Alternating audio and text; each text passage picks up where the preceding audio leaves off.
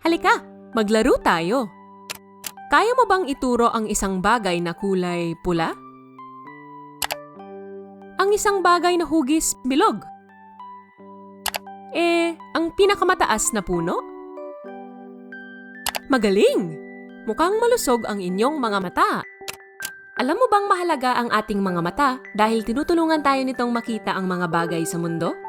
Lahat ng bagay na ginagawa natin, kapag naglalaro, naliligo, nagbibihis, kumakain, nag-aaral, at iba pa, ay ginagamitan ng ating mga mata.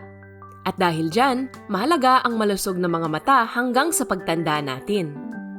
Naranasan mo na bang mapuwing? O di kaya ay gumalaw sa isang madilim na lugar?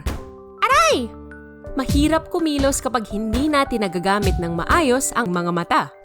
Kaya naman, kailangang marunong tayong mag-alaga ng mga mata. Paano kaya natin ito gagawin?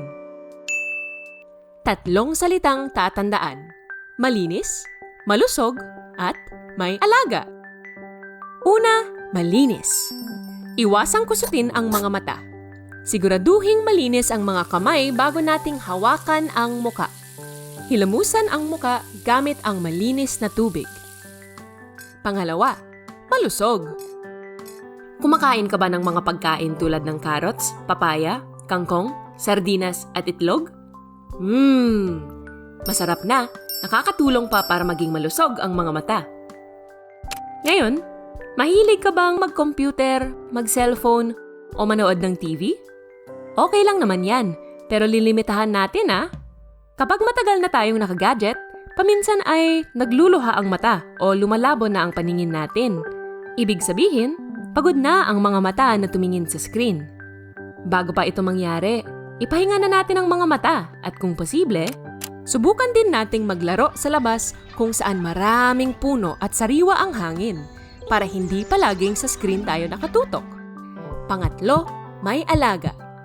Kapag masakit, mahapde o makate ang ating mga mata, magsabi agad tayo kina tatay, nanay, teacher o iba pang nakatatanda sa atin at tutulungan nila tayong alamin kung ano ang gagawin para bumuti ang pakiramdam. Kitang-kita naman natin na tunay na mahalaga ang mga mata.